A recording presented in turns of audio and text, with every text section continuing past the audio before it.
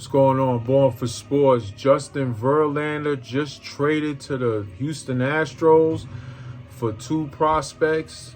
One of them was supposed to be a blue chip prospect, Drew Gilbert, outfielder, number one prospect in Houston's farm system, along with Ryan Clifford, who's in his top four. Listen, I got some feelings on this deal. First of all, clearly the Mets have gone to seller mode. They already traded Max for a top prospect and getting Acuna's little brother. And Robinson, they traded, and now Verlander's up now.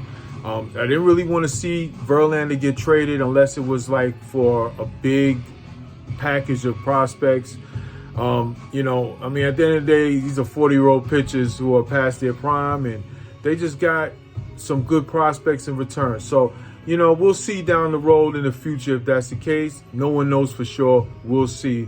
But at least, the Mets did acquire on paper supposedly top-tier talent to add to this farm system. That's getting better and better. And I have to say Epler's done a better job with that in this trade deadline.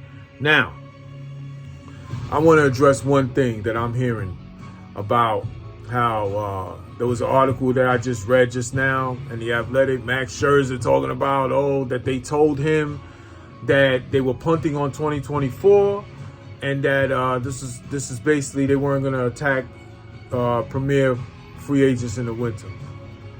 Now, I'm as much as a Steve Cohen guy as anyone.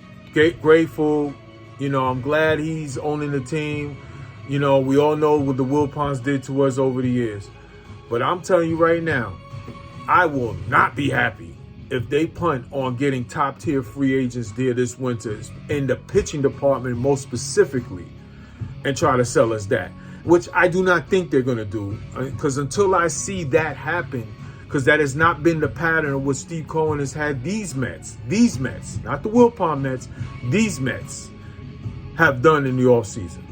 Now, I'm not saying they got to go on a shopping spree, but you're not going to sell the fans that, we're punting on 2024, especially when Epler just said last week that they're not. So we'll see on that.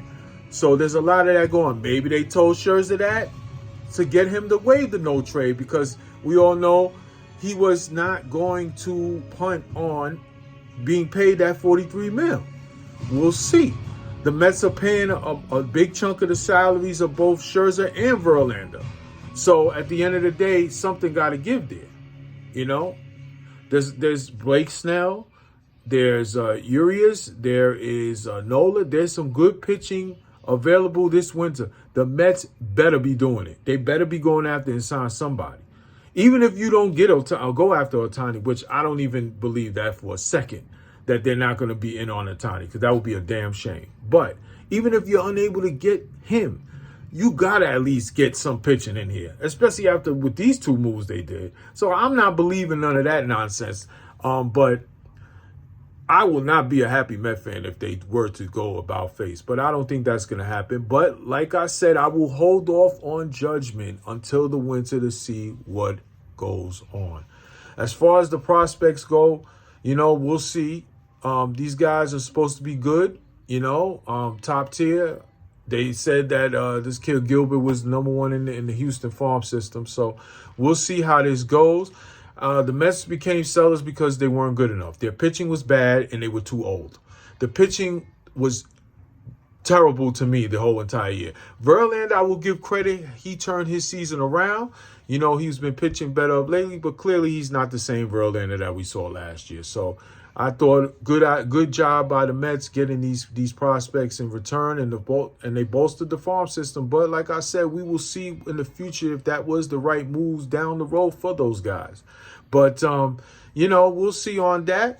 Hopefully, this little thing about going into the winter and not really attacking free agency is just a little hearsay, she say. We'll see on that. Born for Sports.